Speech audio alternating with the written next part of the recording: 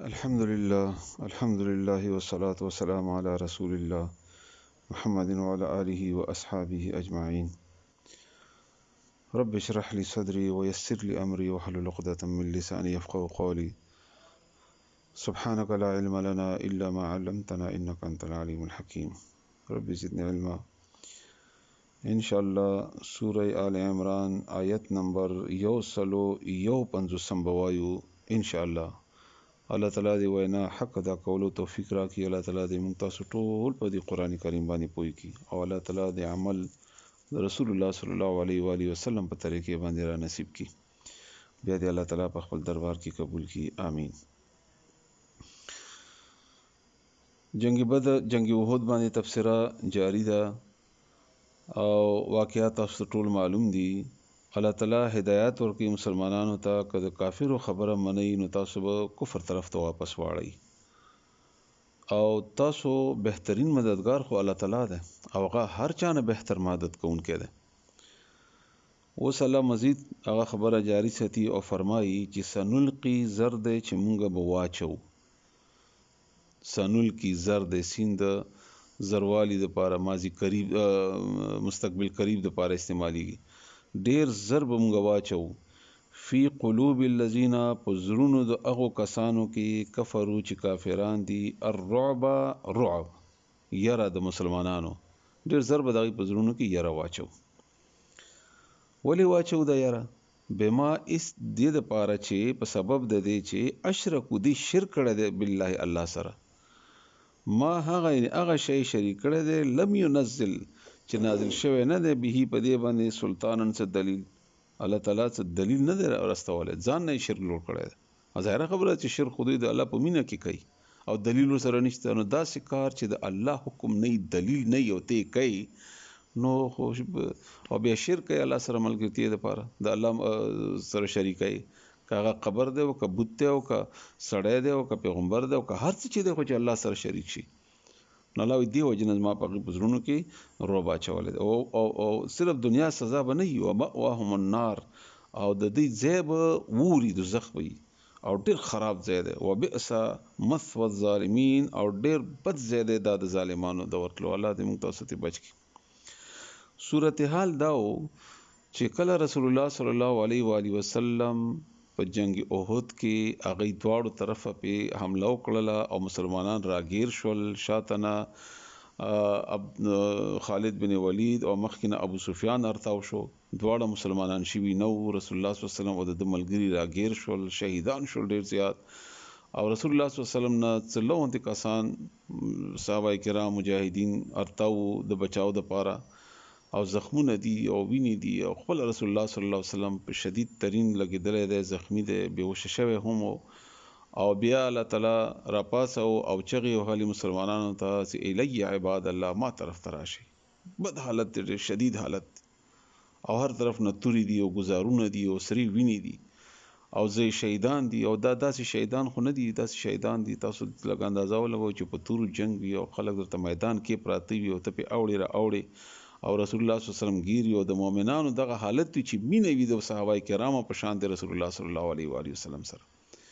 په دې وخت کې رسول الله صلی الله علیه وسلم چې د حالت ولیدو نو الله تعالی رسول الله صلی الله علیه وسلم خو په سلارو یوازې موږ غونته مولا خو نو اب جنگ په حالت پویدو نو داسې ورو د احد غره طرف ته ډډې طرف ته لاړ او غره طرف ته بره په خطو شروع شو. مسلمانان ډېر لږ تعداد کې ورسره پاتې دي او داسې قتل. ابو سفیان چې ولیدل چې رسول الله صلی الله علیه وسلم خو لا ژوندیم دی او غره طرف ته لاړل نو حمله یې وکړه او خواهش دا و چې رسول الله صلی الله علیه وسلم شهید کی او د مسلمانانو د لږ تعداد دام ختم کی. ورنه مسلمانانو په کانی ورول شروع کړل خو الله تعالی د ابو سفیان په ځل کې رعب واچو د کافر په ځل کې سنلقي فی قلوب الذین کفروا رعب زرد چې موږ د دې په ځلونو کې رعب واچو یره واچو د مسلمانانو ناغي په ځل کې یره وغورځیدا او سره د دې چې مسلمانانو یو قسم شکست خوړو واپس شول او مکه طرف ته وتښتیدل. چې لږ مخکې لاړل ابو سفیان او ملګرو سوچ وکړو چې موږ دا څه غلط کارو موږ مسلمانانو ته شکست ورکړې او وتښتیدو موږ میدان هم پرې خودو مدینه هم پاتې شو او رواني مکه ته د موږ غلط کار ونه کو. چنانچه څه حصے پورې چې لاړل حمراء الاسد یو علاقہ واغې ځای پورې یا هغه ته پورې خو بهرحال څه څو کیلومتره مخکې چې لاړل دا احساس شو نو واپس شول او په مدینه حمله اراده وکړه دوباره چې دا خو موږ ګټه ونه کړه وتښتېدو خو موږ هلته رسول الله صلی الله علیه وسلم چې مدینې ته راغی او دلته د تکلیف د حالت هر کور د شهید نه او د وینو سرو وینو نه مدینه ککړه وه په دې حالت کې رسول الله صلی الله علیه وسلم اعلان وکړو او دا فکر یې وکړو چې دا ابو سفیان را واپس نشي حمله ونه کړي او موږ ته بهر وتل پکار دي دې پسې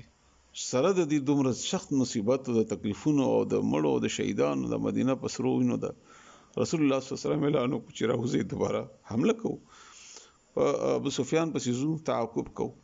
چنانچه رسول الله صلی الله علیه وسلم سره او یا کسان راجمع شول او واپس شول په ابو سفیان پسې کافرو پسې چې لږ مخکې لاړل رسول الله صلی الله علیه وسلم الته ابو سفیان را واپس کېدو په دې وخت کې دلته یو قبیله وه چې لا مسلمانان شوي نه وو خو د رسول الله صلی الله علیه وسلم حلیفانو او د زړه هغه همدردیان مسلمانانو سره او رسول الله صلی الله علیه وسلم هم په دې باندې پوهېدو د پروپاګاندا د جنگ یو مضبوطه حصه ده چې مسلمانان خو روان دي دوباره مدینې نه او په تاسو حمله کوي ابو سفیان ته وویل نو الله په هغه په زړه کې بیا رعب واچو ویریدو سره د دې چې فتح کړی وه او هغه ځنه واپس شو مدینې ته وتښتېدل چنانچه چې رسول الله صلی الله علیه وسلم هغه ځای پورې ورسېدل تقریبا 8 میله یا 12 کیلومتره مدینې نه وتیو ته اندازه لګوه په دې حالت کې دوباره جنگ ته وتل په زخمونو کې او په وینو ککړ خلک دلته هسپتالونه او امبولانس خو نه وي خو د وینو او د تورو او بیا د نزو زخمونو په دې حالت کې دی ورپسې ووتل نو الته چې ولیدل نو ابو سفیان تښتېدلی او یو ورځ دوی تېرې کړلې او الله تعالی ورته ګټې هم ورکړلې او واپس راغلل مدینې ته بهرحال نو الله فرمایي چې ما د هغې په زړونو کې رعب اچولی ده او د رعب وجه هم الله ذکر کوي او دا ډیره زیاته ضروری خبره ده مسلمانانو دپاره د پوهې مخکې هدایات دي ځکه چې قرآن کریم خو صرف تاریخ نه بیانوي رعب مې ولې واچو انسانان خو دواړو طرف ته دي دا انسانان دي هغه انسانان دي جنگ دی دیم جنگ کوي غیم جنگ کوي دی مړ کېږي هغې مړ کېږي دی ویني دي هغې ویني دي دا حالت خو یو دی خو ډېر مضبوط فرق دی په دواړو کې هغه دا چې هغه مشرک دي شرک یې کړی دی الله سره او داسې شی شریک کړی چې هیڅ دلیل ورسره نشته قبر پرست بت پرست شخص پرست وغیره هر څه چې هر چا ځان دپاره یو الہ جوړ کړی دی د الله تعالی په مقابله کې نو الله وایي دا هغه شی دی چې هغې ته زه ګټه نه ورکوم او د تاسو ته چې لږه معمولی ماته ګوډه یا تنبیهات په بنیاد باندې در کومه دا ستاسو دپاره فایده ده دا تاسو ولیمحص الذین مخکې تیر شول دا الله تعالی چاڼ کوي د مسلمانان صفا کوي د مسلمانان الله تعالی او مخکې تربیت ته د اسلام خو چې د جنګ یهود پورې نه و قیامت پورې خو دا دین وي او دا به جنګ وي او جهاد به وي نو دا برخکته به راځي او الله تعالی دا هم ویلی چې وتلک الایام نداولها بین الناس موږ خو د اړو د خلکو په منځ کې او په دې کې خیر د مسلمانانو دپاره نو الله تعالی فرمایي چې دام نه دا چې صرف دنیا کې شکست د هغوی مقدر به وي نه قیامت ته به هم ځي جهنم ته به هم ځي نو دې کې دا سبق هم ډېر ضروري دی بیا به ذهن کې واچوئ چې د کافرو په زړونو کې د الله تعالی رعب پروت وي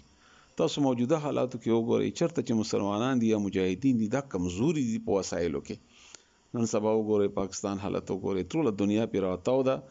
او دا کمزورې غونته ملک ورکوټه شانته هر لحاظ سره د اسلحې او د وسایلو په بنیاد او ټوله دنیا ته یریږي غبراو دي افغانستان دومره غونته مجاهدین ټوله دنیا ته غبراو ده ټول نیټو د دنیا ټول کفر پر راجمو همدغه رنګ فلسطین وګورئ څو کس مجاهدین همدغه رنګ کشمیر وګورئ څو مجاهدین کثیر تعداد کې مجاهدین نه بالکل په سونو تعداد کې مجاهدین په سونو زورګونو کې نه او مقابله کې هندستان وګورئ کشمیر مقابله د فلسطین مقابله کې کفار وګورئ همدغه سي هر ځای کې چې ده دا ولې هغې په زړونو کې رعب دی دبدبه ده د مسلمانانو یره ده خوف دی که دا خوف نه وی نو هغې به دومره تیاریانې نه کولی